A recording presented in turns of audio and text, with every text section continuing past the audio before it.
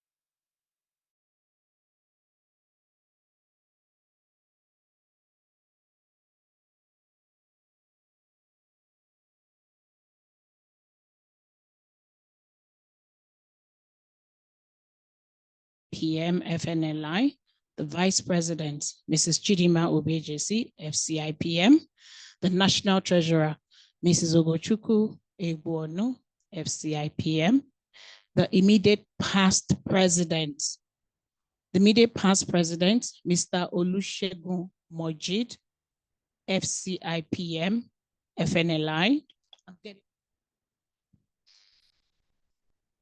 Elected council members present on this call, distinguished fellows of the Institute present on this call, governing council members. Our panelists for today, Mr. Jibola Okpeoluwa Calebs, FCIPM FCA, General Manager, HR Operations, MTN Communications PLC. Ms. Yetunde Ayeni, MCIPM Group Head, Human Resources, Avon Healthcare Limited, a subsidiary of Hairs Holding. Mr. Oyeyemi Oke, FCA FCTI, Managing Partner, Tax Aid Professional Services Limited. A moderator, Linda Odete, ACIPM, Group Head, Human Resources, Vida Holdings Limited, CIPM staff, members of the Institute, non-members of the Institute, and everyone present with us on this call. I say a very good afternoon to you and welcome to the CIPM and You Webinar Series, the August edition, August 2025 edition, holding today, 27th August 2025, with a theme, New Federal Government Tax Reform, the impact on employee productivity and the role of HR. Welcome everyone. My name is Oluwatoyin Naiwo, FCIPM, Registrar Chief Executive, CIPM. Welcome to all those that are joining us from the diaspora as well. Good morning, good day to you, whatever time of the day it is over there. We say welcome. At this point, I would like to ask that we all please rise as we take the Institute's Code of Conduct, and you'd recite after me, and you insert your name and your membership grade when we get to I. Thank you. If you're not a member of the Institute, please do not swear allegiance to what you have not been certified to do. But we are glad and we'll be looking out for you to welcome you to CIPM soon, following due process.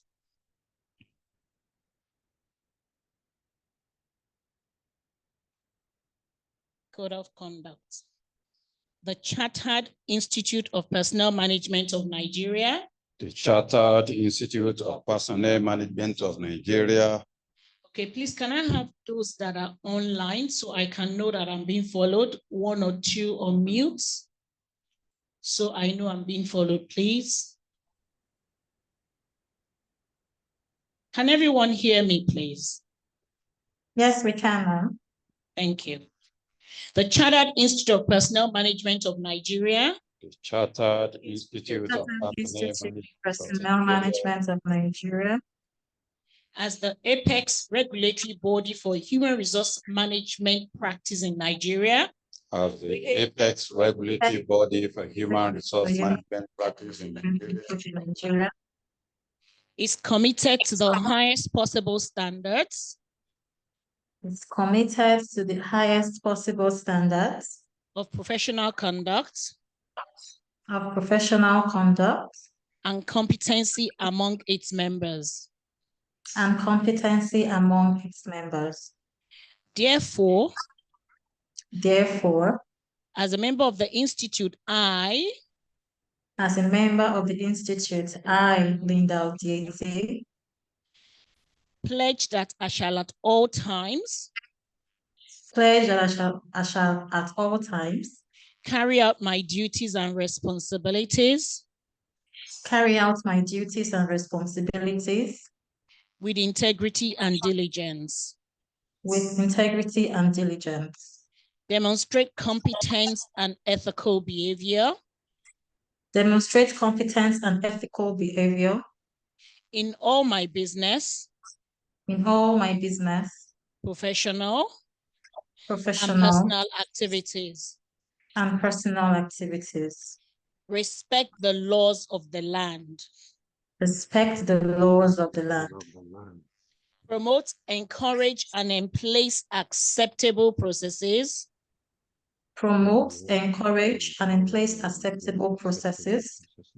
and procedures in the practice of human resource management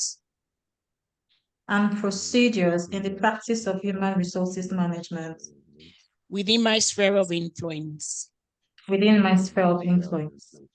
Endeavor to make personal decisions after considering all options, of which resignation may be one,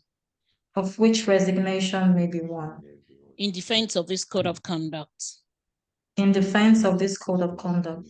Where there are conflicts between my professional obligations and the expectations of my job roles. So help me God. Amen. Thank you very much. You may be seated.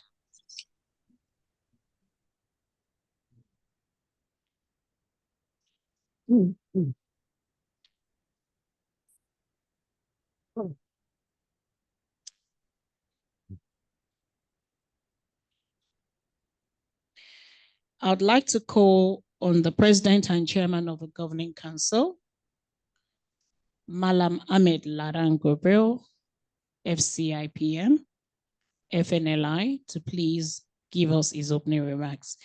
You're welcome, sir. Thank you very much, Madam Registrar. Please confirm you can hear me. Can hear you, sir. Maybe just a bit louder, if we can. Okay. Thank you, sir. The Vice President, Mrs. Chidima Justin Obiejesi, FCIPM, National Treasurer, Mrs. Ogochukwu Egbonu, FCIPM, the Registrar and Chief Executive, Ms. Oluwatoyin Naiwo, FCIPM, the immediate past President, Ms. Olusegun Majid, FCIPM, our elected council members, Adeyemi Ajayi, FCIPM, Dr. Michael Ogu, MCIPM, Osahan Omole, MCIPM, Sahadatu Farouk, MCIPM, Sean Olabode Badiru, MCIPM, distinguished fellows of our institute, members of the Governing Council, our esteemed panelists, Mr. Ajibola Opeoluwa Calebs, FCIPM, Yetunde Ayeni, MCIPM, Mr. Yemi Oke, FCA, FCTI, and our moderator, Linda Odiete, ACIPM, esteemed members of CIPM, distinguished ladies and gentlemen. Good afternoon to you all. I welcome you all to CIPM and You, the August series, where knowledge is not just shared, it actually sparks action. Today, we will be discussing a topic that is hitting every payroll, every office, and every desk, and that is the new Nigerian Tax Reform Act. What do these changes mean for us as HR practitioners? Are they simply regulatory adjustments, or will they be catalysts that will ignite morale, drive productivity, and redefine our workplace culture? As we all know, on the 26th of June 2025, President Bola Ahmed Tinubu signed 4 bills into law. These are the Nigerian Tax Act, the Tax Administration Act, the Nigerian Revenue Service Act, and the Joint Revenue Board Act. This encompasses a sweeping reform of the tax landscape, which is aimed at boosting economic growth, improving revenue generation, and enhancing tax administration across the board. Now, as HR practitioners, should we see this as a moment of transformation? Or should we see it, as a challenge demanding strategic adaptation? The president in his speech emphasized that the tax reforms will protect low-income households and support workers by expanding their disposable income. But is that protection enough? With small companies now exempted from several taxes and thresholds for personal income tax raised, are we enabling mobility and fairness, or are we risking fiscal instability? The question to ponder on, in my view, should be, can HR practitioners and HR professionals turn these reforms into strategic advantage by aligning compliance with opportunity and regulation with innovation, and of course, uncertainty with growth? Research has shown that organizations that strategically manage the impact of tax reforms in the past on employees can improve productivity by up to 20%, while poorly managed reforms can erode motivation and indeed efficiency in the workplace. This is where HR becomes a game changer. It is Peter Drucker who once wisely said that the most important resource of a 21st century institution will be its knowledge workers, and of course, their productivity. Let me therefore at this juncture thank our distinguished panelists and moderator for taking time out of their very busy schedules to share their wealth of knowledge with us today. Your insights in the discussions that will follow will transform theory into practical solutions that every organization can act on immediately. And to all our participants, whether you are joining from within Nigeria or from the diaspora, I thank you for showing up, tuning in, and proving that CIPM is where HR leaders stay sharp, informed, and empowered. Before I leave you to dive into today's discussion, let me give you an exciting glimpse of what lies ahead this year. And that is, of course, the 57th International Conference and Exhibition of the CIPM, which is scheduled to hold from 27th to 30th of October 2025 at the Bola Ahmed Tinubu International Conference Center in Abuja. The theme of this year's conference, Reimagining the New World of Work, is a call to action for every visionary HR leader and budding HR professional. The conference is where ideas meet action, connections turn into collaborations, and visions become reality. If you are serious about managing people, shaping work, and leading change, this conference is where you should be. In closing, I want to leave us with this thought. Change is inevitable, and growth is most definitely optional. But when HR and HR professionals lead change, growth then becomes unstoppable. Today, we will explore how to turn these tax reforms into strategic opportunities for our respective organizations and our people. Let me therefore, in closing, thank our panelists once again, and our moderator, and every participant for being here. I ask us all to engage, to learn, and make this session dynamic, insightful, and transformational for us all. Thank you all, and please do enjoy the discussion too. Thank you. Thank you very much, Mr. President, for the enlightening remarks, which is already setting the tone for today's session. Thank you, sir. I'd like to hand over to Linda Odiete, CIPM, our moderator. Over to you. Please take over. Thank you. Thank you, Mark. Good afternoon, everyone. My name is Linda Odiete, CIPM Group Head, Human Resources, Vista Holdings Limited. I've moderated this session, and I want us to be engaging and engage discussion. If you have questions, please drop it in the chat box. We'll attempt to read when it's Q&A time. For now, I'll be introducing our panelists before we jump right into the discussion. We have ladies first. We have Yetunde Ayeni, Group Head Human Resources, Avon Healthcare Limited, a subsidiary to Hairs Holdings. We have Oyemi Oke, FCA, FCIT, Managing Partner, Tax Tech Professional Services Limited. We have Ajibola Okbeoluwa, Caleb's FCIPM FCA, General Manager, Human Resources Operations, MTN Nigeria Communications PLC. So kick off with subjects, the new federal government tax reform, the impact on employee productivity and the role of HR. It is so glad and so satisfactory that we have a human resource as part of our panelists to also talk about the HR function and the role it plays rather. So I'll start off with Oyemi Oke, he's our tax expert, to kick off with this discussion. Thanks for the introduction, Linda. I think the event, I think the first thing to do is to thank CIPM for giving me the opportunity to come and share some of my thoughts on the tax reform laws. I think one of the things in my engagement with clients and members of the public, there seems to be a bit of emphasis on the Nigerian Tax Act, and there seems to be perhaps little knowledge that it's not only the Nigerian Tax Act that forms part of the Tax Reforms Act.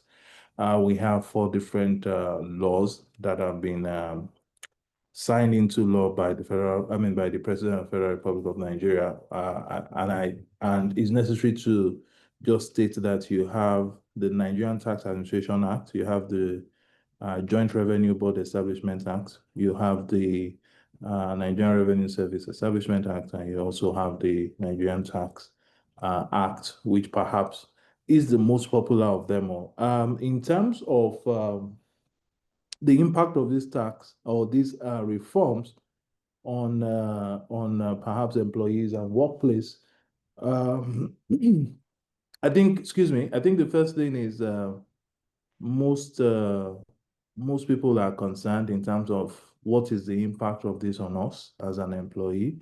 How are we going to perhaps maximize the provisions of the act to ensure that we don't pay more than we are supposed to pay, and also we don't pay less than what we're supposed to pay.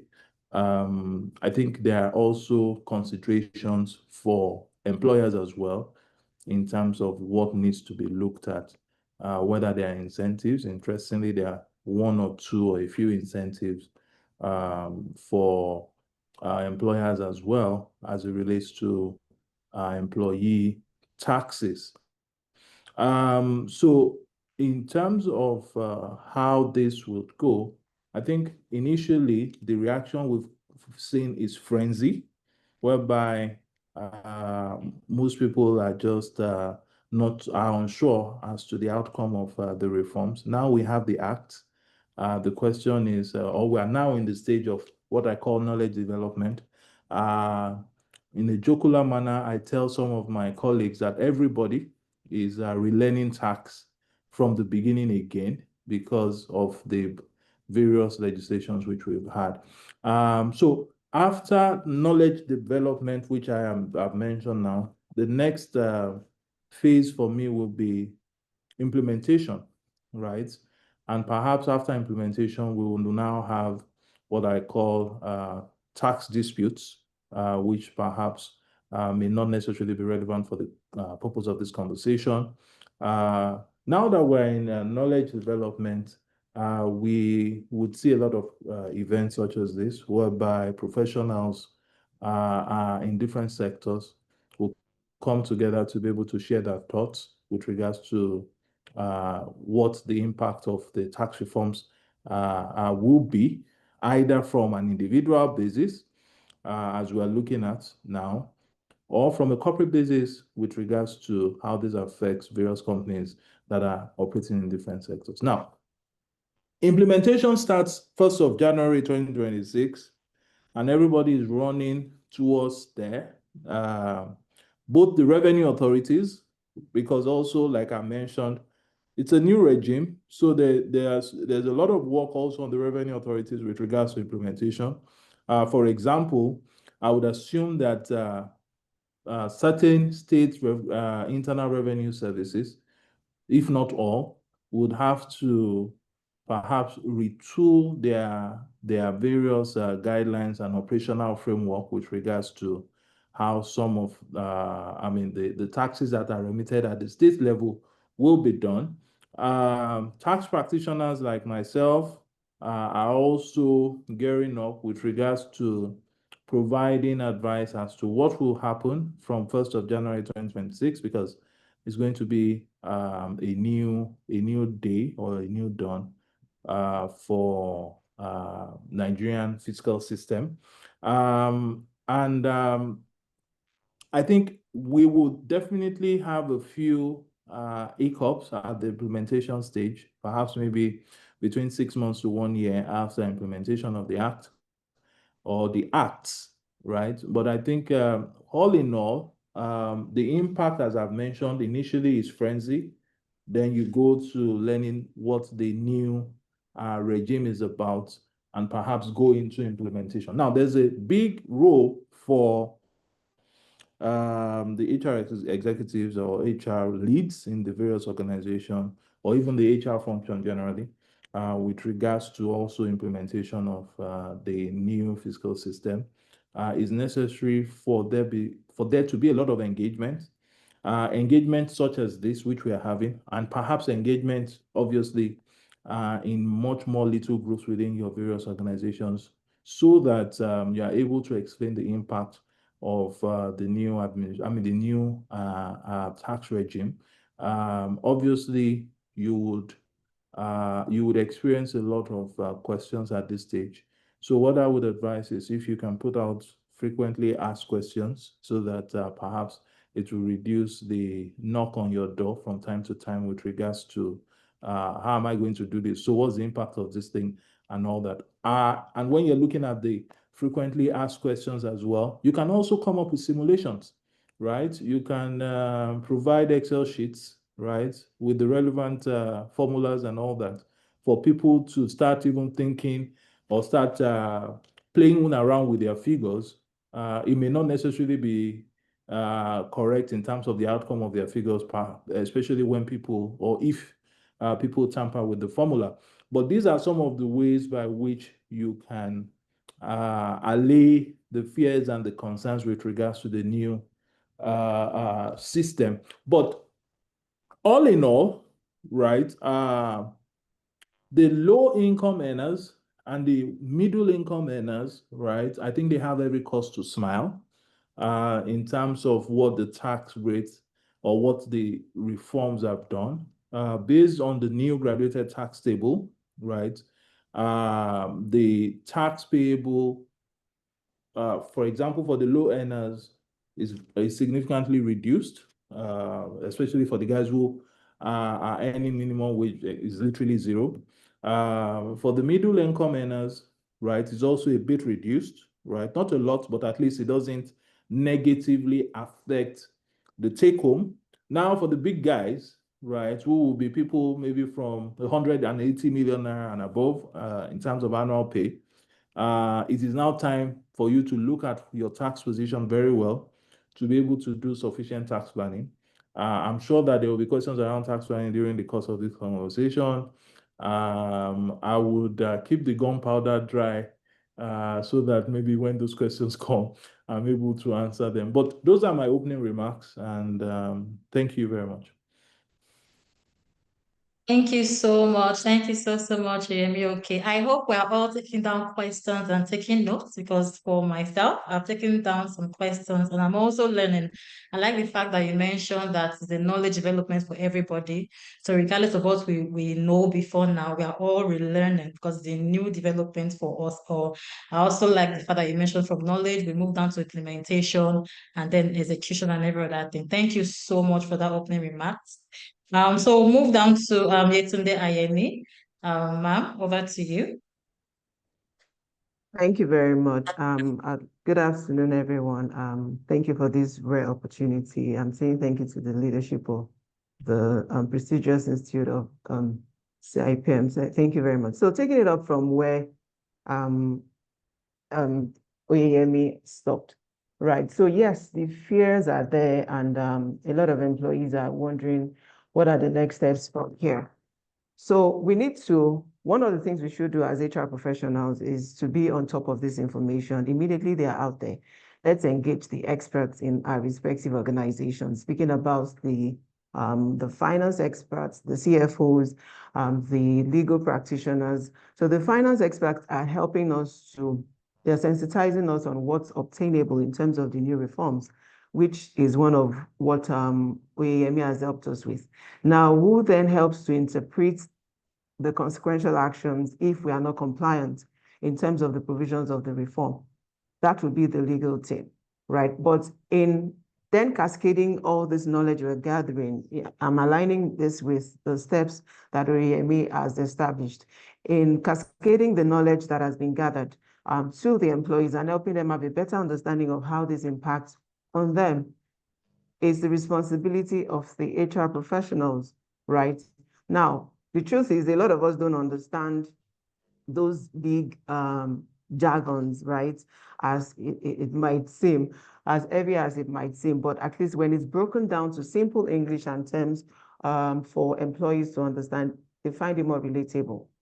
If I'm going to also emphasize on what Oyeyemi said about if people need to know how to calculate, even if you have to share those Excel sheets, let them play around figures, let them even begin to understand the little impact, the impact rather it's having, regardless of how much they are earning. If there's any better time where we need to be more inclined, we need to be more financially inclined, I think there's no better time than now. If for financial literacy and all that, I don't think there's a better time than now to have those sessions, right?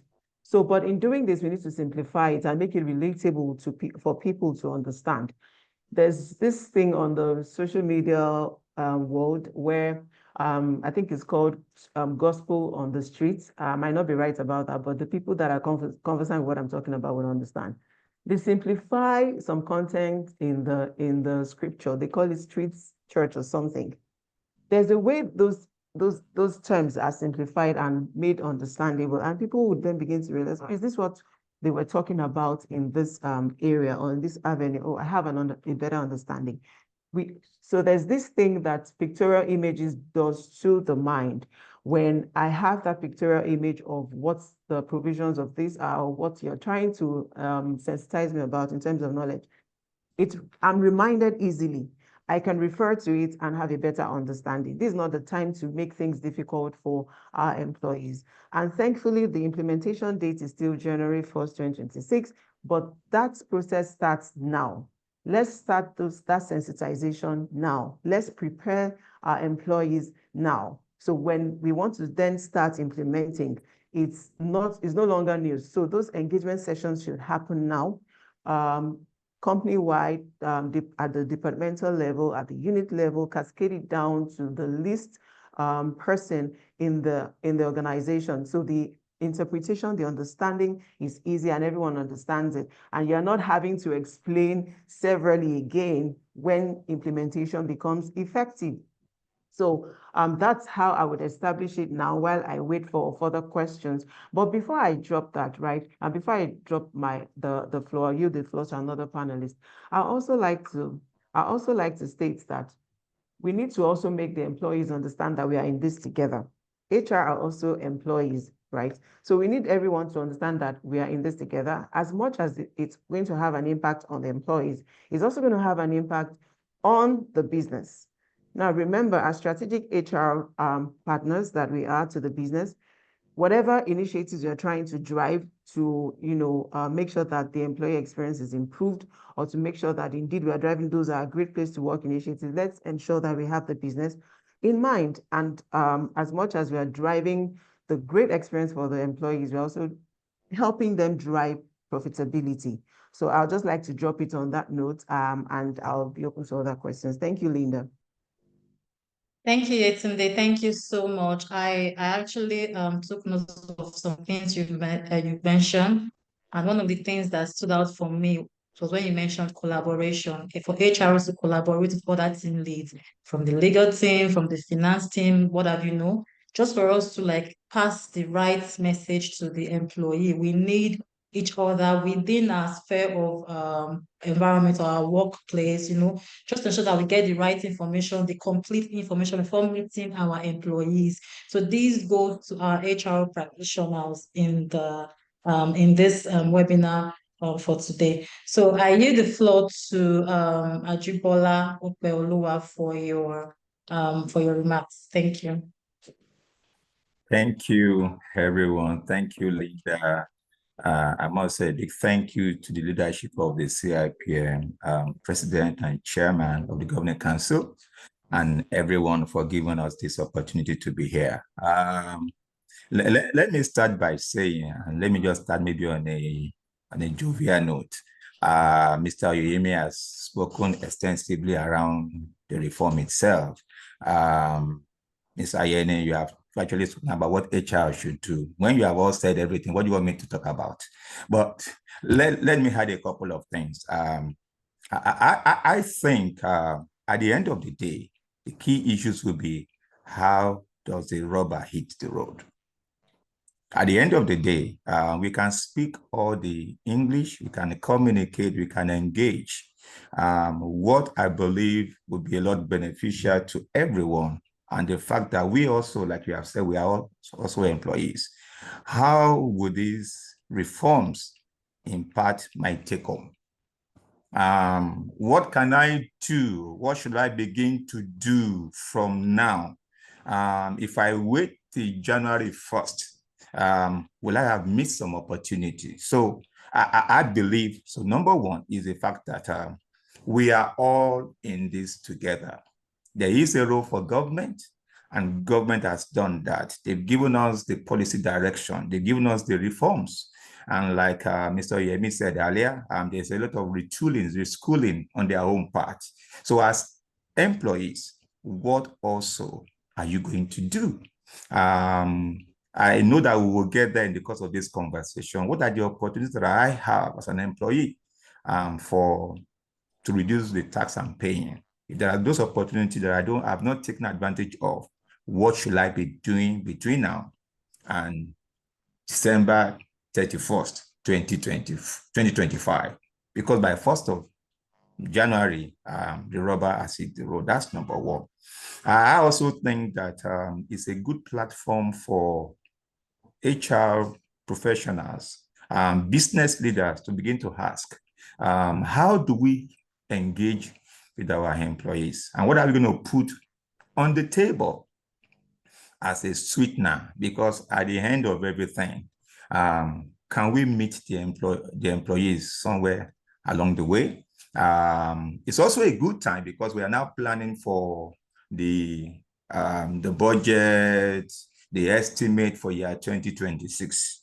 We should be factoring the impact of this to some extent into the payroll cost, possibly. It's a good time to begin to engage the leadership of the company and also the board to say this is coming. And as responsible employers, how can we cushion this effect so that by the time 2026 is here, you can also announce some form of incentive support that will make sure that you know what you have encouraged the employees, we are all employees, to motivate us and to feel, you know what, you really care about us. You know, don't just tell me you care about me by just giving me information. Let it hit me in one way or the other. I am loving this session because I know that the questions are coming. But I see that, you know what, we're all in it together. The government, we're in it together. Employees, you need to start playing your own part. Prepare adequately. Organization, let's put out those engagement opportunities. Let's converse. Let's discuss. The more we speak about this, the more we simplify everything. Brittany spoke about that. And at the end of the day, don't just speak all the English. Put some money, put some incentive on the table. Let me stop at this point, and then we will take it further as we progress. Thank you. And Linda, back to you.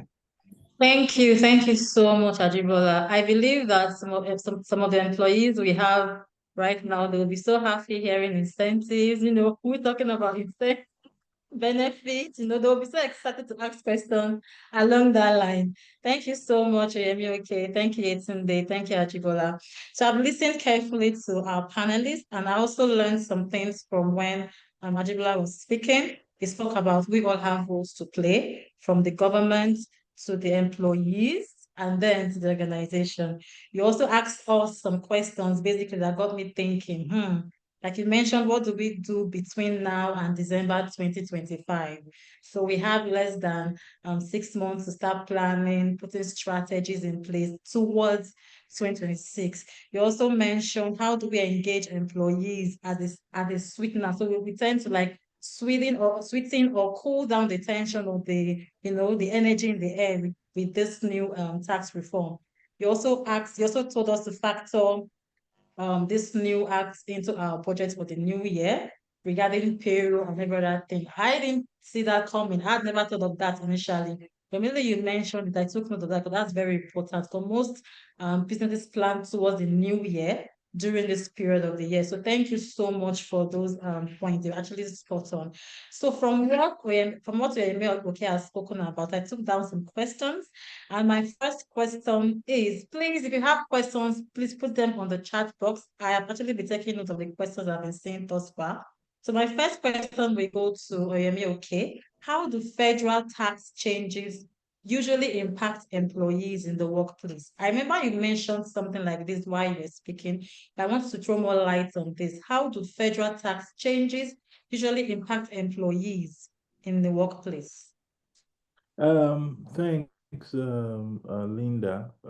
I would first of all cast my mind back to I think that was in 2012, right? When we had the Peter Amendment in 2011 that was supposed to take effect in 2012, which all of us are now under as of today.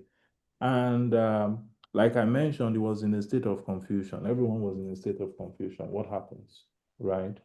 How are we going to navigate these new changes? So in terms of how does it affect employees at the workplace, I think there's what the concern actually is always a bit of uncertainty. And this is not to launder the image of this current government, but I think with regards to these tax reforms, they tried as much as possible to put a lot of information, or they are trying, even up until now, they're trying as much as possible to put a lot of information into the market. This is the first time that I saw actual public engagement, whereby they were moving from region to region, conducting public engagements with regards to the reforms. So in terms of the impact, obviously the impact on employees is a state of maybe what I would call psychological imbalance with regards to what is coming. And to see what Mr. Okwele, something that on a lighter note, what I would say is that at least for low and middle income earners, what I can say is joy is coming for them. But in terms of in terms of how changes in federal taxation would impact is that obviously everyone has to look at how this impact will be on them, right? Even if we are banding around to say that maybe the middle class or the low income earners, right, have a bit of tax savings based on the new tax rates. The question is, what are you going to do with that savings, right? Sometimes when you have, and that's why I speak to perhaps people around investments to say perhaps you should be developing some type of investment to be able to capture the low income earners and the middle class, because I mean, the ideal thing is that they would have a bit of additional income, and perhaps maybe it may be time to actually invest that amount. So, in terms of the impact, in as much as there could be uncertainty, there could be advantages as well. For the high income earners, they are more sophisticated. I think those ones can actually maybe engage people like us to be able to structure things for them.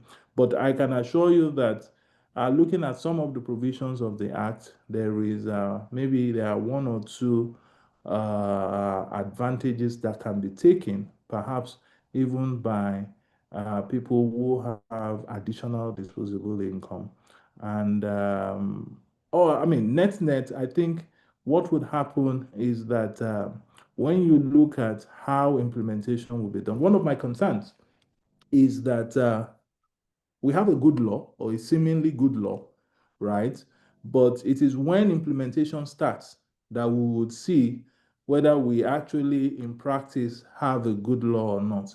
Now, talking dry law, as I say, because I tell people there's what you call dry law, then there's what you call law in practice, right? Talking about dry law, talking about the simulations we have done, this is how we see it, right? But there are instances that by the time we now start seeing implementation, there will be nuanced issues that perhaps this big enactment that we have, right, do not address, and that is where issues around disputes will come. But my view is that there is little to be concerned of as at now. Those that should have worries perhaps are those that are within the higher income tax bracket, and they need to be talking seriously to their tax managers with regards to optimizing their tax positions. Thank you so much. Thank you so much for that detailed answer to the question. So what do you think? So now this is us collaborating with a tax professional based on what Itinja has said. For HROs always collaborate to pass the right information and the complete information to our employees. So this question also goes to Yemi, okay? So what do you think as a tax expert, what do you think the HRO, the strategies that HRO can put in place or use to reduce the anxiety or misinformation about tax changes spreading among employees? You know, some people are already aware, some employees are already aware about these reforms. What do you think the HRO should do, the strategies to put in place within this time frame before the effective date commence? What do you think we should do as HRs? Well, you know, one of the things that I found out is that anxiety or chaos grows when there is misinformation, right? What the HR function should do is to start the enlightenment process. And I think sometimes the way we learn these days is fundamentally different from how learning has been done 20, 25 years ago. You don't need to put people in a room. And what do I mean, right? You can look at what the Nigerian Tax Act says, right? And maybe you work with your finance function or even your tax consultant and start pulling out nuggets, right? With regards to the impact of the tax reform on your colleagues, right? The nuggets could be, you can do it as a do you know series. And you know, because our attention span these days, right, is so short because we have a lot of distractions coming or competing for our time. You find out that people can't perhaps pay attention for more than 50 seconds to 1 minute, right? So what it means is that whatever information you are dishing out, right, you do it in either short videos, short graphics, and things like that, right? And also, you can also find a way to develop scenarios, right? Such that it is also not, I mean, it is practical. They can see what you're saying. And you can send this by either emails, it could be daily, it could be weekly. You can have tax Thursdays, for example, whereby you're giving those nuggets, right? Another thing also is that you can always say you can encourage members of the team to walk up to you maybe at a certain time during the week to talk about the new reforms and how it impacts. For me, that type of what I would call informal or semi-formal learning arrangements will go a long way. And perhaps when you get to implementation, by the time you get to implementation, everybody already knows what it's supposed to be. And it's not when somebody sees his payslip at the end of January and the person bumps into you and says, Linda, no, you guys are taking more money than you ought to take, and things like that. So those would be my suggestion. Thank you so much. I've learned a lot of suggestions and options you've given us. But what do you think should be the immediate responsibility, the first step for the HR to take? Should it be the nuggets or the memos or an email or the deduction you just mentioned? Okay. So again, it's more of what I call KYC, right? KYC from a know your client or know your customer perspective. So you have different stakeholders, right? If you are, for example, maybe the ED, human resource and all that, that you need to report to the board, right? You need to put in what I will call a more robust document. Also, not unnecessarily verbose, but a more robust document to be able to present to the board to get their buy-in, right? Then that's on one side, and that's a category of stakeholders. You also have the stakeholders who are your colleagues, right? And again, you also have to segment certain colleagues, right? If, for example, you work in the manufacturing industry, the way you talk to the factory hand will be different from the way you're going to talk to the guys in, let's say, finance. So you have to be able to know your stakeholders, develop learning materials according to perhaps what I will call the nuance of your stakeholder, and you go along those lines. So I wouldn't say I'll box it into either a memo or a nugget. What you need to do is to delineate your stakeholders. Then you have to now develop learning materials along those lines. Thank you so much. Thank you. I actually took that down, knowing your customers or knowing your employees and knowing how to segment them so you can pass the right information, and not just the right information, the complete information. So you get rid of or you eradicate the back and forth question and answer, people knocking at your door or coming to your office all the time to ask questions at the HR. Thank you so much for that, Oyemi. Okay. I'll be moving my next question to Yetunde. And I'm going to be dwelling on the fact that you mentioned collaboration, because HROs, we need to collaborate. We can't do it all by ourselves. So my first question will be, how can HRO collaborate? You mentioned finance, you mentioned legal as well. So how can HR professionals collaborate with the finance team and the legal team to ensure smooth integration of these tax changes? All right, thank you very much, Linda. So I mentioned earlier that it's good for HR professionals to keep abreast of new informations happening within the country that impacts on employee. So now we are all aware, but we don't understand what has been signed into law. So that's why I advise that it's good to be close to the finance experts, speaking about the chief finance officer in our respective organization. So in collaborating, where we organize KSS, knowledge sharing sessions, you can have them come in and have those engagement sessions with the employees so that relevant questions can be thrown at the experts. So in other words, I'm saying that let us replicate this version of CIPM and you at our respective organizations and have the experts speak to our employees. Let them ask those direct questions. Let them hear from the experts that understands how all these things work. of course, taking the lead as HR, leading that change, starting that collaboration, having that understanding, even if the financial experts or tax experts are not, communicating the language in simple terms that employees would understand, you are able to simplify those communication and interpret it to the employees, because the truth is they are not really, employees are not really concerned about, what finance is going to do. They are more concerned about HR, this is you, and they would keep coming to you. They will keep asking you those questions because they believe that HR is all-knowing, right? But the truth is, when we level up in terms of information availability, knowledge, and all the awareness that we need to be on top of as HR, it's easier for us to have those collaborations done with the cross-functional work group. So we have those joint trainings and with the managers as well. So this is, if there's any time you need to have a better relationship with the respective business leaders in your organization, I think that time is now, because you also need them to help you drive that communication. This is some form of change management in its own stride, and we need to handle it appropriately so there is no misinformation or misunderstanding of the communication we are throwing out there by employees, because people will interpret differently.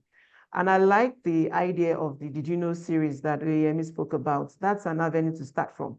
If I may add to that, in terms of the collaboration, you can also collaborate with your IT teams and have these sensitizations, these short sensitizations in graphic images as wallpapers on our respective laptops, right? So every time you're logging into your laptop, you're seeing there's a reminder, right? Telling you about this reform, telling you about when it's going to take effect, letting you know it keeps reminding, and you have it in your corner, right? So it just helps you know that there's something about to happen and we need to start bracing up for it.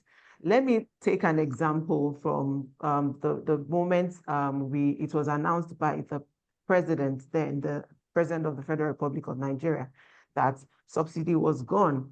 At that time, the cost of petrol changed, right? And everyone, yes, had their fears, they were worried, anxiety here and there, but the truth is, right now, we've all adjusted, right? So you have the option of either knowing the amount of fuel that would suffice for the week. Some people had 2 cars on the road, they had to withdraw one and started doing carpooling, right? So these kind of reforms, these kind of initiatives would always help us bring our creativity to bear. This is the moment where we need to bring all that to the fore. The president, Mr. President of this great institute, gave a remark. In his remark, he mentioned that how can HR turn these reforms into strategic advantage by aligning compliance with opportunity, regulations, innovation, and all of that. I don't think there's any better time than now to do that. And to further buttress on this, I would like to say that every organization here are looking at how best to, align with this. And in doing that, they're also thinking of sustainability. So we need to balance it, right? And in doing that, in balancing it, everyone is trying to, there's no better time to harness our retention strategy than now. Because the truth is, even if any employee is considering exiting your organization to another one by virtue of increase in pay, there's also the fear of the tax impact on that pay, okay? So it's best we just factor in all those ideas we've always had to push those great initiatives that has been turned down. It's time to leverage on this reform now to push that through to our respective businesses as HR professionals. And then in turn, we are beginning to see great place initiative. We are beginning to see transformations happening, even from the employee experience standpoint, right? I think I'll drop it there now. And if there are other questions, I would take that. Thank you, Linda. Yes, thank you so much. Thank you so much. The KSS stood out to me. The knowledge sharing sessions stood out to me, and also this is a period we tend to, or we should try to be closer to the management or the boards to spread the news to them, educate them for as many that don't know the importance of it. For as an HRO or the tax expert. But a particular, before I ask you my next question, a particular chat or comment stood out to me. The person said so in that said federal tax changes in Nigeria influence employees most directly through their take-home pay and indirectly through motivation, benefit structure, and cost of living. HRO plays a critical role in helping employees understand the impact, adjusting compensation structure, and maintaining morale during transitions. And his thanks goes to Mr. Yemi. Okay, thank you so much for that comment. So then my next question will be beyond payroll. What role, like beyond payroll, basically, where these things are factored in? What role can HRO play in supporting employees during financial uncertainty caused by tax reforms? I remember you mentioned that we are also employees with the HRO, so please consider that when you're answering this question. What role can HRO play in supporting employees during financial uncertainty caused by tax reforms? All right, thank you very much, Linda. Yes, we're all employees, right? And most of the time we look out for other employees without looking out for ourselves. And like I said, all employees believe that HR is all-knowing, so HR is like a dump house. They just dump all their problems on HR, and they believe HR has superpowers to just resolve everything, right? Yeah, so like I mentioned earlier, that this is the best time for us to, show off our creativity and push those great ideas that has not seen the light of day. And in doing so, I would advise that we can introduce EAPs, employee assistance programs, right? Before you know it now, the next chorus, which has always been the practice, is that everyone will tell you it's affecting, especially the Gen Zs. They say it's affecting my mental wellness. I'm not doing this. So many things will come in. But on a lighter note, right? Let me just, on a lighter note, this is not the time to be outside, right? This is not the time to do any dorime. I might add that, right? So we need to be mindful of all those things right now. And these employee assistance programs would help drive that and help employees know how better to cut down on so many things. Yes, our human aspirations would keep increasing. I mean, Abraham Maslow also said that once you satisfy a particular need, the aspiration to meet the next need would also be geared. So definitely, there are so many things we are aspiring for and want to get, but here we have the tax reforms, which would even also impact on buildings. I heard it's also you will have to start paying taxes as house owners now. So, and a lot of employees are still looking forward to attaining that height, right? But there's one monster in the corner, right? We shouldn't be a monster, but it's just for us to align. So when we have this EAPs, run some HR clinics where you have other HR professionals, maybe not necessarily within your organization, you can bring in some other experts that understands how all these things work in terms of wellness. So this is the best time to also prioritize employees' wellness and help them understand that this is not the time to increase costs, even if organizations decide to review salaries upward, and in the process looking for what line item to throw in those increments so that it doesn't have so much impact on employees' take home. Eventually, you still have to meet certain needs as individuals, but you should also be mindful of your cost. Oyeyemi also mentioned earlier that we can partner with financial advisors, right? People that can educate our employees on how to educate us, because we're all in it together, educate us on what investment options to go for, and just keep increasing the wealth, right? So basically, it's just going to help us manage costs or optimize our costs or live better and know how best to go about managing things. But as HR, like I said before, and I'll just repeat again, leveraging the remark from the president of the Institute, is that we should turn this reform into an opportunity and to reposition our organizations as that is empathic, that understands that, yes, this acts are there. Government regulations would always impact on us as employees and as organizations. But at the same time, we are prioritizing our people. We are prioritizing how it impacts on them. We are prioritizing the business as well, because the people makes the success of the business. So when our stakeholders also see that we are trying to strike a balance, they would show support in driving those programs, employee assistance programs that we need to push through, helping our people leverage better on the societal changes and also still meeting our personal aspirations. Thank you. Thank you so much. Thank you, Yetunde. Thank you. So spot on. Thank you. I'm seeing a chat or a comment that says mismanagement of new rules can lead to compliance penalties or employee distrust. Translocation about why net pay has changed is critical for maintaining trust. Thank you so much for that comment. So we'll move now to Ajibola Opeoluwa. We have some few questions for you.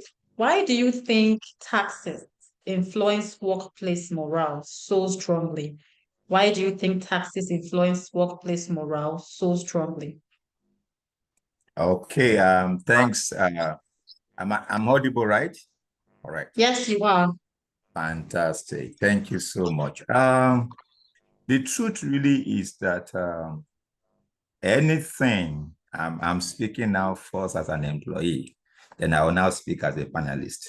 Anything that impacts my take-home pay should worry me. I mean, I think we have said it over and over again. We are all employees. And so when it comes to these taxes, employees will be worried.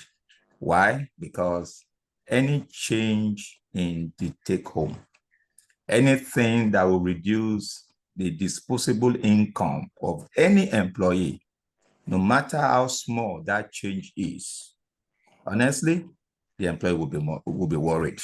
And when the employee worry, just dovetail to the fact that it can't really affect their motivation. So that's what it is. That's number one. And this is rightly placed. I mean, just imagine the escalating cost of living challenges that we have in the country. 24 months ago, between then and now, costs have increased about 300, 400%. If you break it down to what the market woman understands, a loaf of bread probably was 400 naira before. A loaf of bread right now is in 2,000 plus bracket. That's some 400, 500% increase. That is what it is. So employees are already grappling with the issues of, I don't have enough to meet all my obligations. Now there is a new tax reform that will reduce that pay further. So generally, I mean, it will affect employees. So that's number one. The impact, the fact that the take home will reduce. That's number one. Another thing that we should consider is the fact that there are perceptions, and I'm saying perception, and I will speak to it a bit more in detail. There are perceptions that management actually, so employee thinks that management can actually control, reduce the quantum of taxes that they are supposed to pay. How the word on the street is that some people are paying much more. You discuss with other colleagues or other employees in the marketplace, and you are hearing my tax is this much, my tax is that small or that much. So employees do think that management can actually control taxes. But in the real sense of the word, and that's the information we have to put out there, that tax is actually being driven by government policy, just like the reforms that is coming through. That information, that communication needs to get out there and be clearly understood that for employees who want to be compliant, employers who would like to be compliant, then really and truly, we can't really do anything about the quantum of taxes being paid by employees. It's about being compliant. So that needs to come through. And so I believe that when workers, employees started having that understanding, I mean, their views will change, their stand will change along that perception. So information is key in that particular one. The truth also, and we need to put it out there, is that there's also perception around equity. There is perception around equity. Let me speak to that in a bit more detail. So employees compare the pre-compliance to in the formal sector to other sector that is not, fully compliant, or the informal sector. So, and then that leads to some form of frustration. And we need to address this frustration in the various organizations that we operate from. They need to know again and again that, you know what, this is what the law of the land is. This is the compliance that we have. This is the next level of change we have to adopt as an organization, and then begin to put in place. And I think a lot has been said along those lines. What are the things that you need to start doing that you're not doing? How can you, take advantage of the allowable expenses or deductions? It is not everything, but you can look at what is available right now and you can ask yourself, how do I need, what do I need to change to take advantage? And maybe also as employers, as companies, we also need to come to the party and begin to say to ourselves, is there anything we can do within the ambit of the law? So if what goes into pension, if what goes into all of those deductions, if what goes in those components will reduce my tax, can I, as an organization, restructure my payroll structure between now and the beginning of the new tax reform, so that if you restructure and you bring more components to your basic housing and transport, maybe you can reduce your tax liability. We have to be a lot creative. So when employees sees that companies are meeting them at that point of engagement, then we will know that, you know what, you are thinking about us, and the morale really can be boosted. There's quite a lot that can be done, but really employees will really be affected if they don't have the right information, if we don't address this concern and the corridor Gs that are not correct about the fact that companies can control their taxes. No, taxes can only be controlled by government policy, but we can look at the opportunities, we can look at the innovations, everything within the ambit of the law that we can do to cushion that problem for the working community. Thank you. Let me stop on that particular one. Thank you so much. Thank you, Ajibola. Thank you so much. I learned, you mentioned about the change. You mentioned about us being creative, like creativity, and then you mentioned innovation. I know that you're a fellow to a great institution, so I have this question for you. How should HRs update internal policies or handbook to stay compliant with the new tax requirements? So how do HRs, update, adjust to this change, bring in creativity, bring in innovation? Italy also mentioned knowledge sharing sessions, So how do we adjust to this change through our offices, based on the offices we occupy as HR, be it the group level, be it just an HR officer? We have a lot of people here right now also learning from us as well. So how do we adjust to this change? How do we bring in innovation, creativity, to update our records, our books, our policies to stay compliant with these new tax requirements? Thank you so much, Linda. And I think very, very important, we need to note that why do we have policies? Policies really is a clear documentation of how things is done in this organization. And when it comes to matters around taxes, we must be doing that in compliance with the law of the land. So maybe the first thing that we will need to do is organization really need to take a step to say, what is our stand? And I'm saying this because that's what we need to do first. What is our stand? How do we want to take, to embrace the new tax reforms? How does that impact our people? When leadership of the organization have taken a stand, then you cannot begin to, understand, cannot begin to take decisions as to what are we going to be changing. So number one, really and truly, is the fact that when you know clearly your stand, then you can say, do we need to restructure our salary? Do we need to revise our salary structure? As an organization, I think I've spoken to that earlier. It's a decision that we have to think about. And once that is done, it's nice to do it. It's better to do it now and start communicating that. So one key thing that will help the world of work is communication, more communication, transparent communication, simplified communication about this reform that is here to stay. So number one, you need to be clear. This is our leadership position.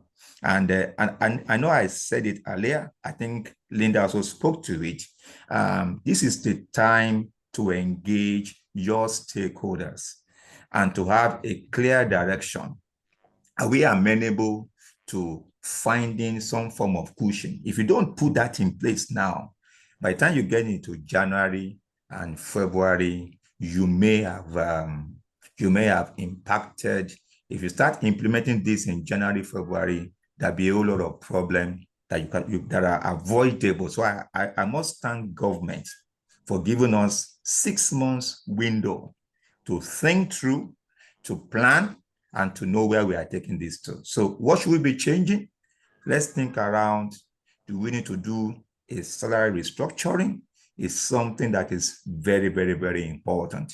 Number two, do we need to update our benefits and deduction policy? So for instance, if there are things that you have said in your policy that are liable for tax, and in the new reform, those things are gone. As an organization, we must do that update and then clearly explain it. As a matter of fact, can even also put in some other information as to, if you want to learn more about these changes, you can visit this portal, you can, attend this session and so on and so forth. That way, we are clearly helping our employees and the working community to embrace the new tax reform. I think we should really take this as a change. The president and chairman of the council were talking about cultural change. So we really need to take this as a proper change process.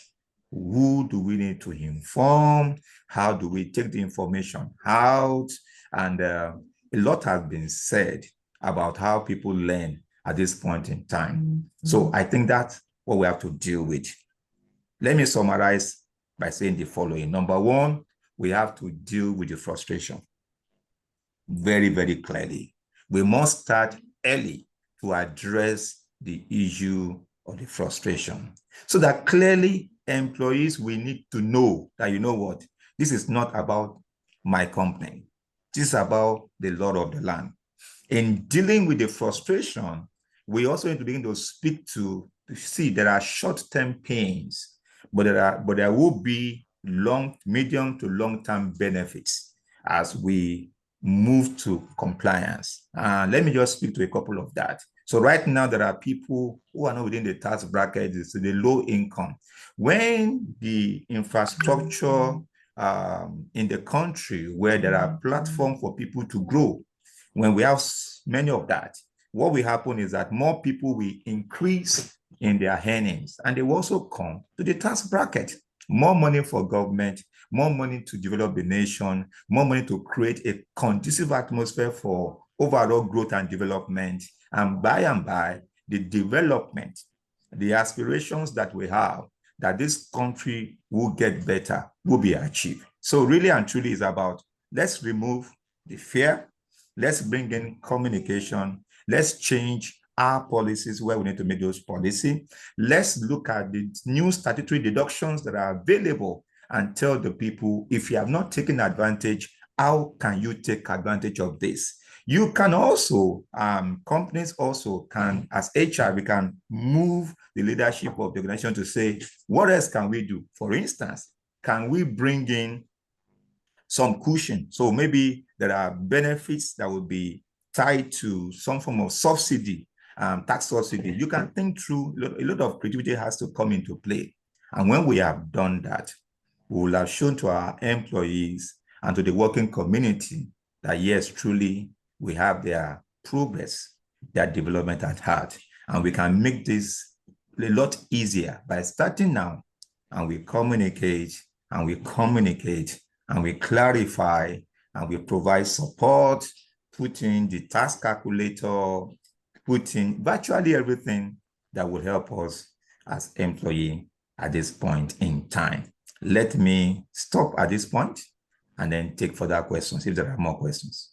Thank you. Thank you so much. Thank you so much, Ajibola. I saw some questions on the chat box, and I believe your response answered most of them, basically about the low income earners and then the high income earners as well. Thank you so much. So I have a question for Yetunde from the chat box, and I'm going to read it out.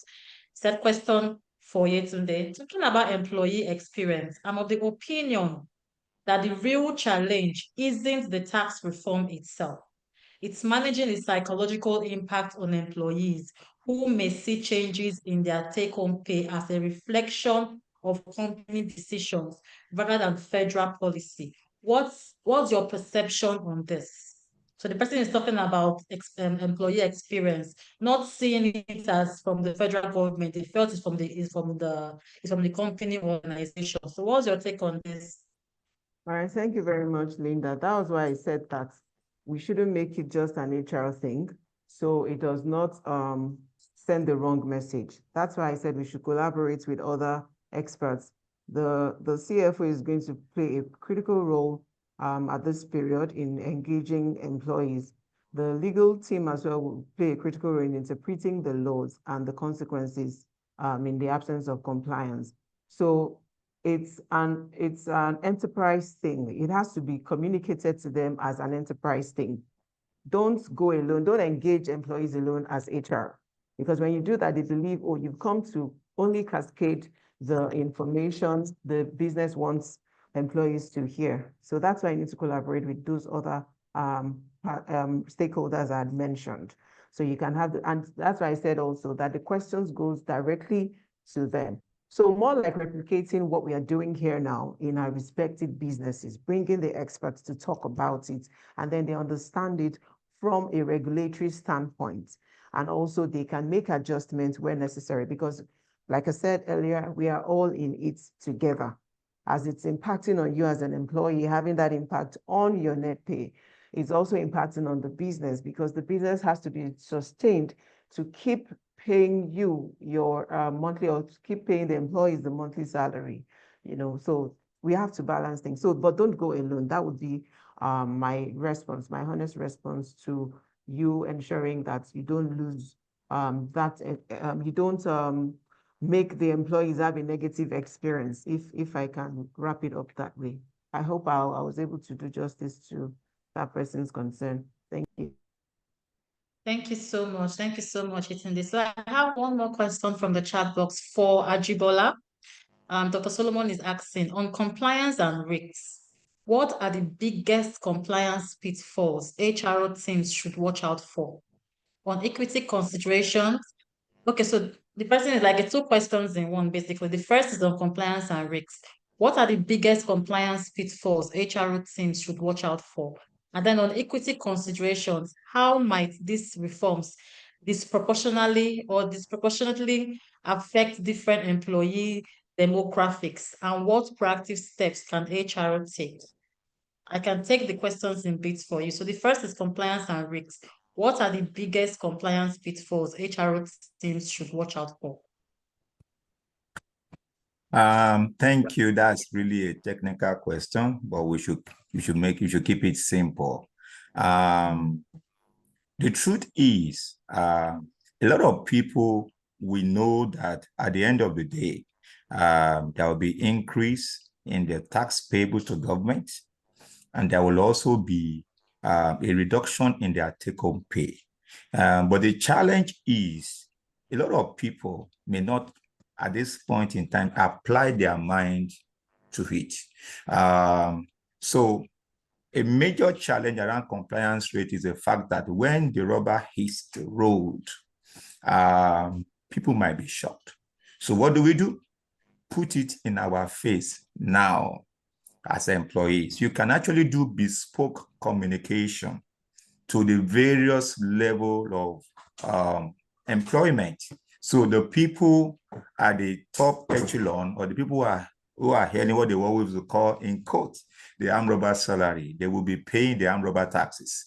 So my view is, right now, give everybody more or less a bespoke communication that will show clearly, when you are in this pay bracket, this is the applicable rate to you. This is the template of the opportunities you can put in place. Do you want to increase, for instance, your voluntary pension contribution? Do you want to do that? Do you want to have, for instance, life insurance? What, so we put that out there right now so that you know that by the time it is time to comply, honestly speaking, unless you don't want to be a compliant organization, that's why there's a problem.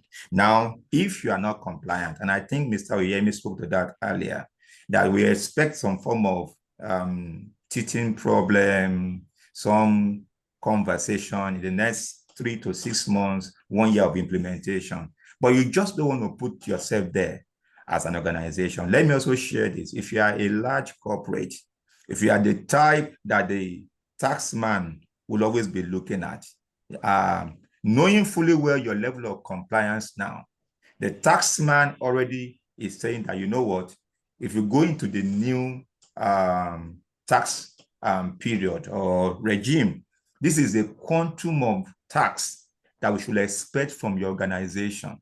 And so when the taxes are being paid from January 2026, and it does not look like what the government is expecting, they will come after you. So those are some of the things that I see along the compliance rate issues that we come through.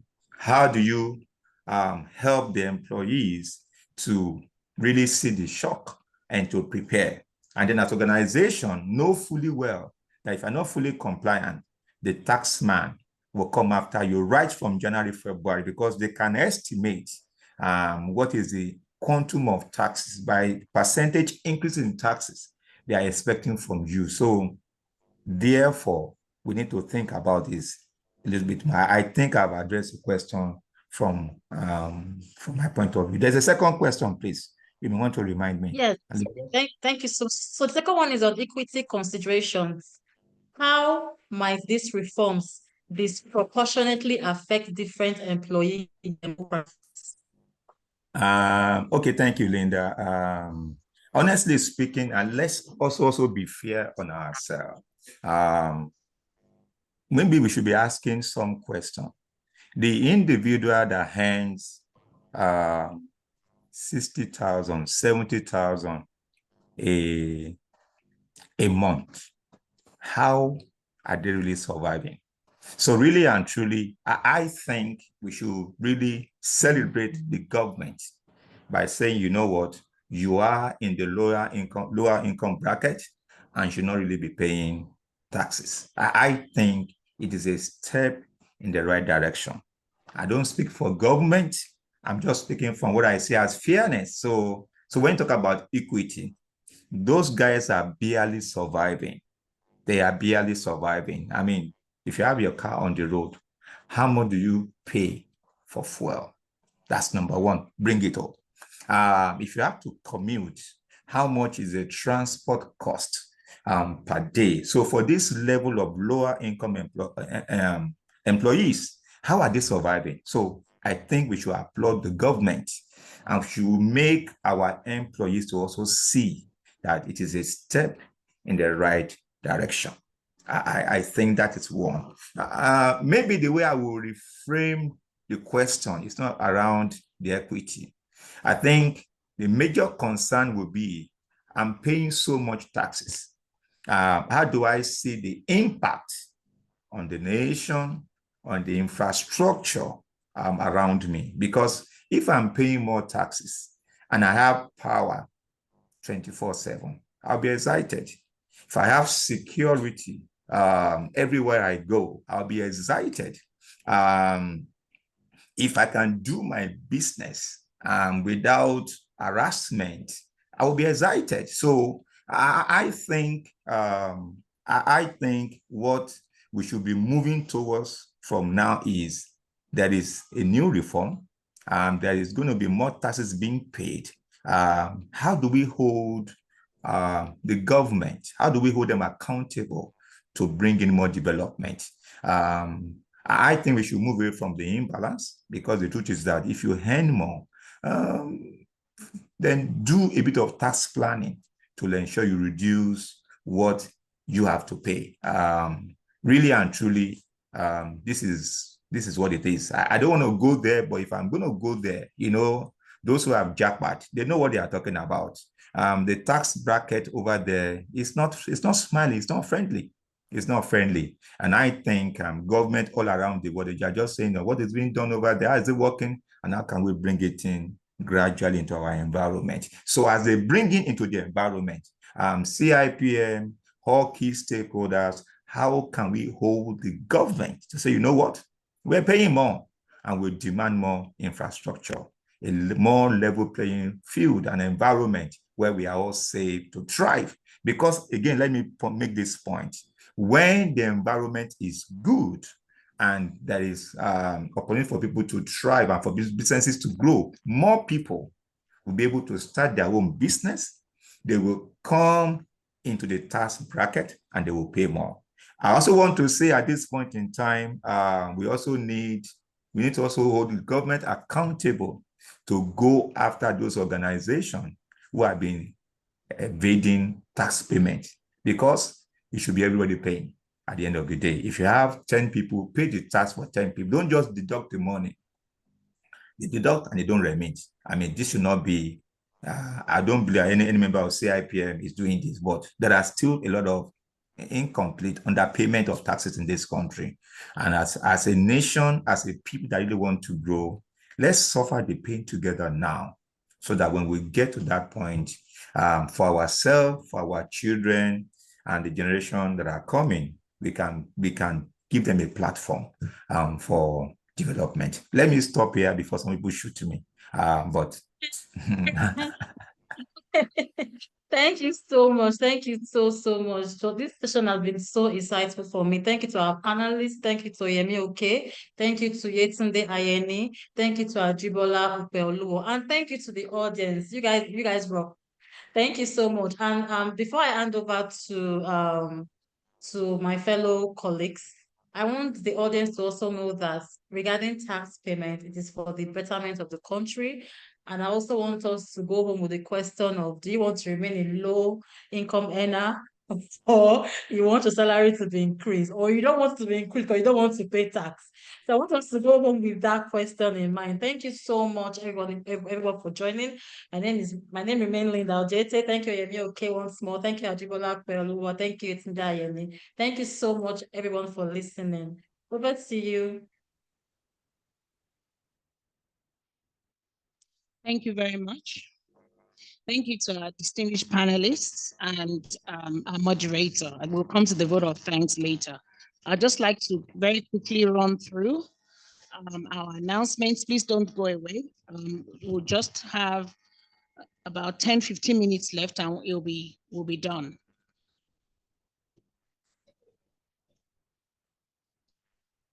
Thought leadership alert.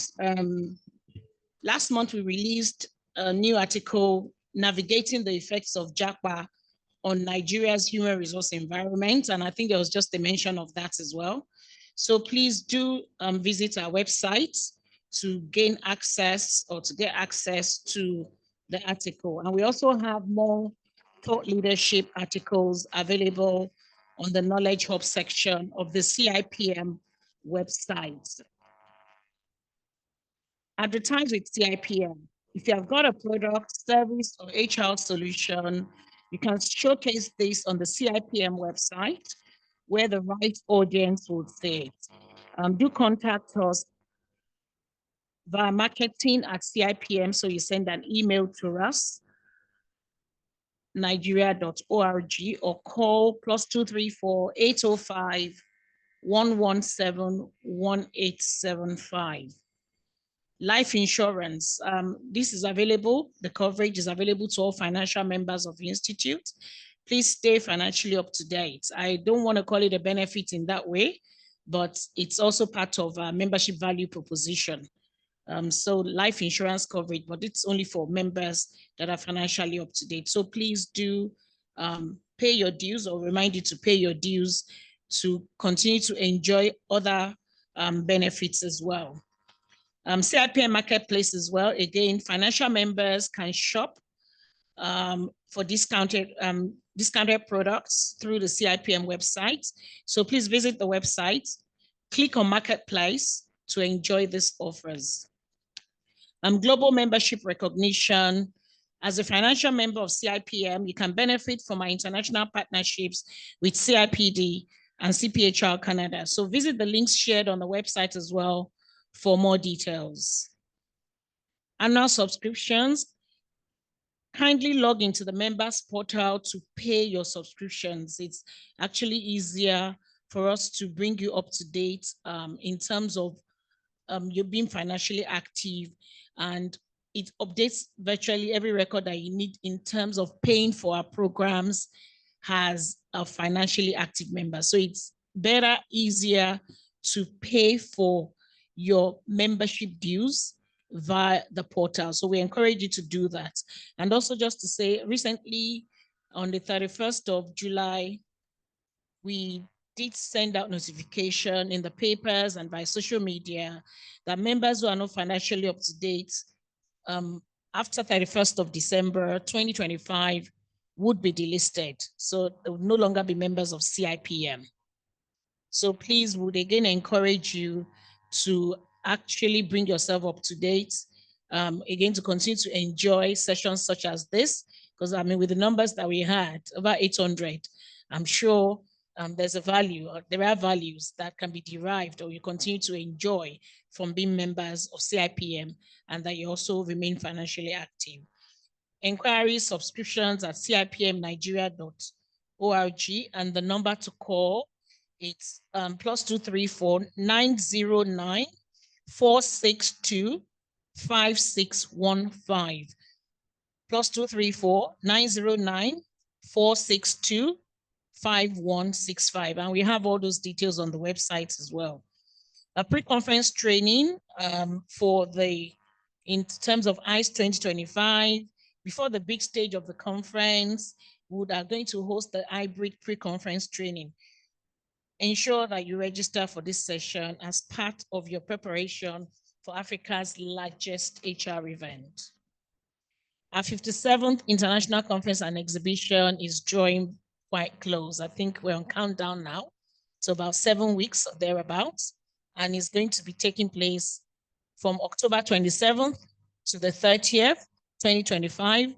And the venue is the Bola Ahmed Tinubu International Conference and Exhibition Center, Abuja. And the theme, reimagining the new world of work. Over 4,000 delegates are expected, with global insights, networking, and of course, certificates signed by CIPM as the only regulatory body for HR in Nigeria. Please register www.cipmnigeria.org/conference. Group discounts, 7% applicable until 31st of August 2025, and then 5% from September 1st to 30th, 2025. We look forward to seeing you in Abuja. CIPM HR Academy launch. The date is 2nd of September 2025. Free virtual attendance. starts at 12 p.m. Please register ahead. And this is our own milestone launch to level up and ensure that you're adequately skilled in your various areas of practice.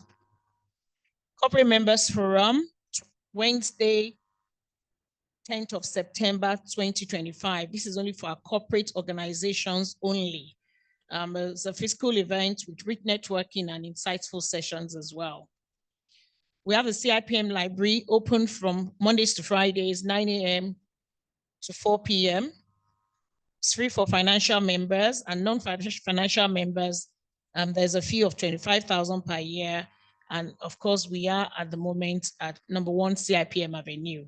It's at CIPM House. And we have a telephone number being displayed that you can also contact, or you can WhatsApp for more details. September 2025 examination diets for our student members. Registration ends tomorrow. And that's 28th August 2025. If you've still not registered, I would ask and encourage you to kindly do that for your exams if you're taking the exams in this diet. That's for our members or our student members, of course, with 7 years, less than 7 years postgraduate experience. And those are the ones that are taking or going via the examination route. HR practitioner license renewal.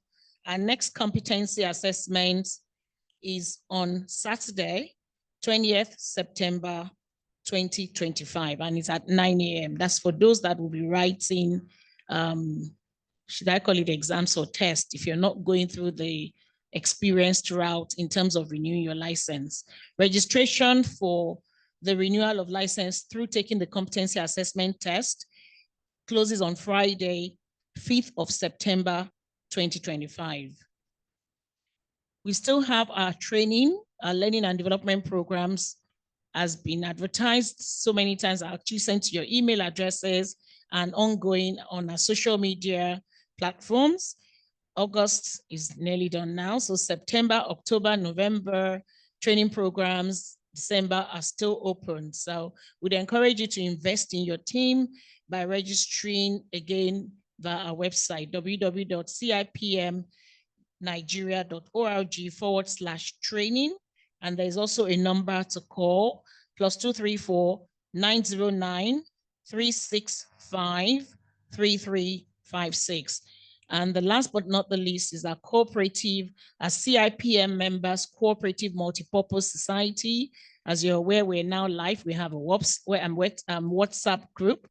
And please, we enjoy that you actually take up the benefits actually of being members of the CIPM Cooperative Multipurpose Society.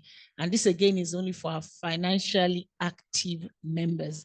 There are a lot of opportunities. I mean, they're interesting,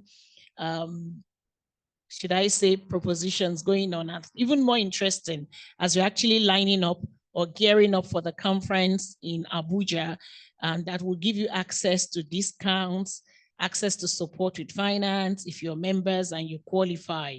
So please do actually contact for inquiries, as you can see displayed on your screen as well. So you can register to become a member of the CIPM Members Cooperative Multipurpose Society. Thank you very much for listening. For further details, please, everything and all that I've been mentioning in the past 5-10 minutes is all on our website, www.cipmnigeria.org. Thank you very much. At this point, I would like to invite the Vice President of the Institute, Mrs. Chidi Obejesi, FCIPM, to please take the dual role of both a vote of thanks, giving the vote of thanks, and also the closing remarks. Over to you, Madam Vice President. Good afternoon, Madam Registrar. Confirm that you can hear me. I can hear you. I think we all can. Thank you. Okay. Thank you very much. Wow. Good afternoon, everyone. Permit me to rest on already established protocol.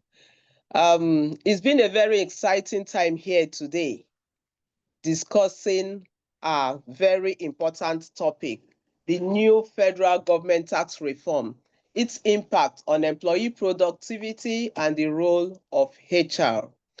And I must say that as we draw this very important conversation to a close, one truth stands out for me and for us. Tax reform is not just a fiscal policy, it is actually a people policy. The federal government new tax framework, with its streamlined compliance processes, digital reporting mandates, and unified administration, will inevitably reshape the way organizations operate and how employees experience work. For employees, clarity and fairness in taxation can foster trust, reduce anxiety, and free mental bandwidth for creativity and productivity. And for us, the HR leaders, it is a call to step into more strategic role as interpreters of policy, advocates for employee well-being, and architects of change-ready cultures.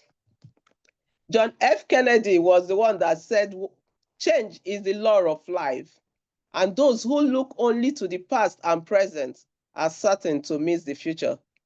The future of work in Nigeria will belong to those who can align compliance with compassion and regulation with resilience. As HR professionals, we have double-edged role of driving employee engagement with organizational profitability. And as the panelists have advised and counseled, I would implore all of us to live here committed to, first, educating our workforce on what these reforms mean for their pay, benefits, and financial planning. Let us also commit to leveraging technology to ensure accuracy, transparency, and timeliness in payroll and tax processes. And then championing productivity by creating an environment where employees feel informed, supported, and valued. In Peter Drucker's words, the greatest danger in time of crisis is not the crisis itself. It is to act with yesterday's logic. Our appeal to us to act with tomorrow's vision, ensuring that tax reform becomes a catalyst for stronger organization, empowered employees, and a more competitive nation, Nigeria. At this point, I will also appreciate our distinguished panelists, all of whom have made me super proud today. I will start with Mr. Ajibola Opaoluwa-Kelebs, FCIPM. My fellow, thank you. It is very great to see a HR person talk numbers and accounting so fluently. Thank you so much for doing justice to this topic. Let me also appreciate you, my sister Yetunde Ayeni, MCIPM, the group HR for Avon Healthcare. Well done and thank you for all the insights you provided. Okwayemi Oke, you also brought your accounting knowledge, and that really helped with this discussion and providing more insights to the numerous members and non-members who have logged into this call. And our wonderful moderator, Linda Odiete, ACIPM, the group head for Vista Holdings Limited. Thank you, Linda. Super moderation and coordination you did there, and I'm sure that all members here really benefited from your coordination. Well done. And then let me also thank our very engaging audience. Over 800 of us logged in today to be part of this very important session. That is testament to our commitment to ensure that we build better workplace and more engaging employees. God bless you all and thank you. This is what we do every time at CIPM. You know this local adage that said that when you cook the meal and nobody comes to eat, it becomes a waste. So we really want to thank you for not just bringing out time to develop yourself, but coming to eat this meal that CIPM prepares every month. And to all members of the HQ team led by the registrar, who month by month churn this delicious meal out for us to help hone our skill, want to say thank you very much. And God bless you. The IT team and everyone that made this happen. Super kudos to all of you. And I want to thank you all who have logged in, members, non-members, everyone on this call. Want to thank you for your attention. Want to thank you for your insights. And we want to thank you for your commitment to leading with both the head and your heart. Thank you very much, everyone, because at CIPM, will always and keep adding value through people. Thank you, and God bless you all.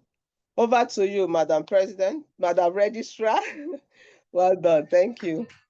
That's President of Nigeria, right? Yes, so yes, President of so Nigeria, Madam VP. we need a woman there. Yeah, thank you. I like the prophecy.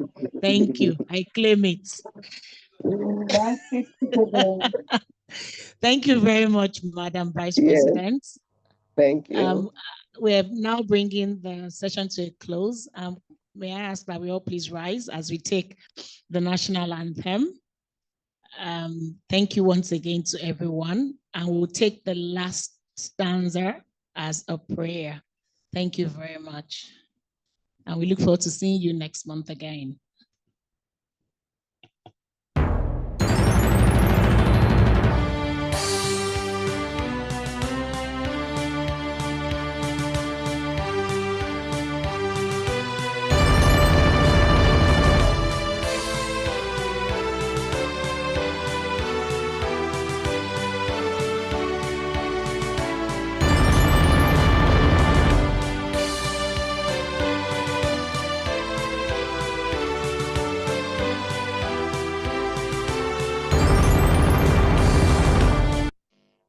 Nigeria indeed shall be blessed. Thank you, everyone. Thank you for joining us, and we look forward to seeing you at the September 2025 edition. Thank you. Thank you. Thank you, our panelists and our speakers. Our speakers, panelists, moderator, thank you very much. Thank you, Madam Registrar. Thank you to our leaders. Thank you, Mr. President, Vice President, and all our leaders that were able to join the call, and Governing Council members as well. Thank you.